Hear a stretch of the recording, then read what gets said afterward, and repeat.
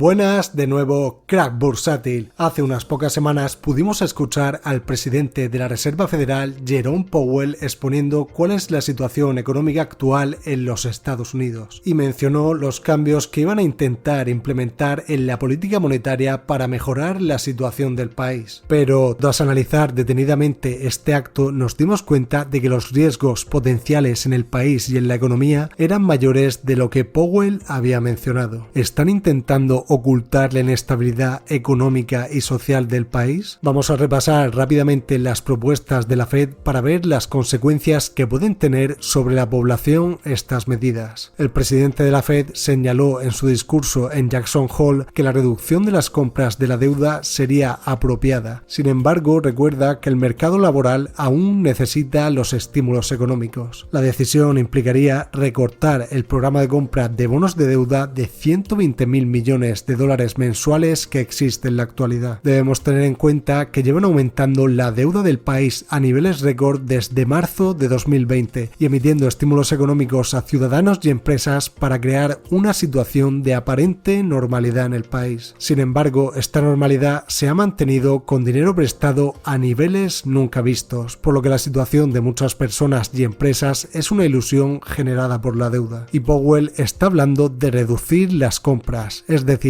que pretende seguir aumentando la deuda, aunque a un ritmo menor, con la intención de seguir emitiendo los cheques de estímulo para mantener esta insostenible situación. Ha señalado también que sería apropiado iniciar el tapering este año, es decir, comenzar a reducir gradualmente los estímulos económicos, algo más peligroso de lo que podría parecer a simple vista, además que no ha dado una fecha exacta para ejecutar esta nueva medida, aunque ha insistido que eso no significa que vaya a llegar la subida de tipos de interés, que en la actualidad la institución no contempla hasta 2023. Recordemos que estos tipos de interés se sitúan en mínimos históricos. Powell intentaba transmitir tranquilidad sobre la situación que vive el país, y en apariencia, para las personas que no hayan analizado estas medidas, podría parecer que todo está bajo control, pero la realidad es muy distinta, y en los siguientes minutos verás por qué. Siguiendo con los tipos de interés, según sus palabras, continuará manteniendo el actual nivel de tipos de interés hasta que la economía alcance unas condiciones consistentes de máximo empleo. Tenemos mucho terreno por delante hasta alcanzar el pleno empleo, y el tiempo dirá si hemos alcanzado el 2% de inflación de forma sostenible. A pesar de su intención de hacernos ver que todo está progresando de forma adecuada y que el empleo está volviendo a una situación aparentemente estable, esto no es así. Existe un enorme riesgo en el empleo actual que nadie está viendo, y la inflación parece insostenible en una población totalmente endeudada y cuyos salarios no crecen. Pero antes de revelarte todas las inestabilidades económicas que existen realmente, veamos el resto de las medidas de la Fed. Si continuamos con la inflación, ya comentamos que la tasa interanual en julio del 5,4% está en máximos desde 2008, y Powell ha reconocido que representa un motivo de preocupación y ha explicado que las presiones inflacionistas se han concentrado en un grupo de bienes y servicios que están directamente afectados por la pandemia y la reapertura de la economía. Pero añade que al existir poca evidencia de aumentos salariales es difícil que veamos una inflación excesiva. En esta ocasión, Powell reconoce que hay un riesgo de que la inflación continúe al alza, y es una realidad que podría afectar severamente a la población y producir un número mayor de impagos debido a la insolvencia de muchas personas que viven al límite de sus posibilidades. Y lo cierto es que, aunque Powell piense que no será una inflación excesiva, lo cierto es que no sabemos hasta dónde puede seguir aumentando. En su discurso tampoco ha expuesto las posibles amenazas que puedan cernirse sobre la economía de Estados Unidos. Por ejemplo, respecto a la variante Delta, Powell ha asegurado que la Fed analizará cuidadosamente los próximos indicadores y la evolución de los riesgos. En definitiva, el presidente de la Fed ha lanzado un mensaje de aparente tranquilidad. En resumidas cuentas, la Fed ajustará las compras de deuda a una economía en recuperación, mantendrá unos tipos de interés históricamente bajos, tratará de aumentar el nivel de empleo, que aún está alrededor de 6 millones de puestos de trabajo por debajo del nivel previo a la pandemia, y serán cautelosos con la posible propagación de la variante Delta.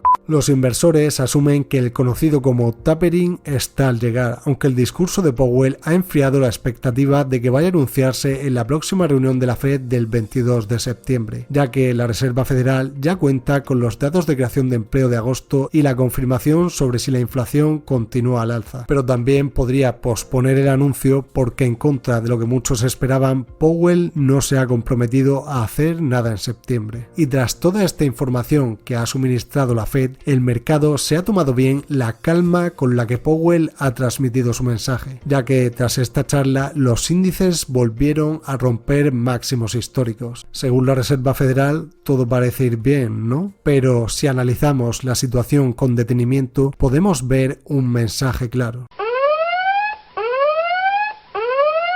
Te recomiendo cautela, querido oyente, puesto que la ejecución de estas posibles medidas podría producir una crisis mundial sin precedentes. Escucha atentamente. El resumen es que la Fed va a seguir aumentando a un ritmo menor los niveles de deuda del país, que se sitúa en un peligroso 127% de deuda sobre PIB, y poco a poco pretenden reducir los estímulos económicos de forma gradual. Y como ya comentamos en otro de nuestros vídeos, la retirada de estos estímulos podría producir el principio de la mayor crisis de impagos de deuda jamás vista hasta la fecha. Y es que la población estadounidense se encuentra totalmente endeudada. Para que te hagas una idea, el estadounidense promedio tiene una deuda de $90.460 según un informe de la CNBC en 2021. Estas deudas incluyen todo tipo de productos de deudas del consumidor, desde tarjetas de crédito hasta préstamos personales, hipotecas y deuda estudiantil.